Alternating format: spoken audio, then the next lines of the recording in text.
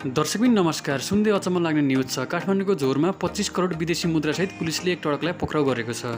हो दर्शकबिन, ट्रकमा 25 करोड युरो थियो र ट्रक कुन दिशाबाट आयो भन्ने तथ्य अहिलेसम्म खुलिसकेको छैन। यति बेला पुलिसले भने ट्रकका चालक र सहचालकलाई हिरासतमा राखी अनुसन्धान अगाडि बढाएको छ र यो घटना कसले घटायो, पैसा कसले पठायो भन्ने तथ्य अहिलेसम्म खुलिसकेको छैन। यति बेला नेपालमा राजा आउनुपर्छ, देश बचाउनुपर्छ भन्ने चहलपहल निकै चलिरहँदाखेरि यो घटना कतै यो पैसा राजाले झिकाएको होइन भन्ने पनि धेरै व्यक्तिहरूले आलोचना गरिरहेका छन्। कतिपय व्यक्तिहरूले चाहिँ यतिसम्म पनि भन्न भ्याइसक्यो कि राजाले यो पैसा चाहिँ आफ्नो आन्दोलनको लागि खर्च गर्न झिकाएको हो भनेर पनि धेरै व्यक्तिहरूले भनिरहेका छन्। तर पुलिसले भने यो पैसा कहाँबाट कसरी आयो भनेर अहिलेसम्म खुलाएको छैन।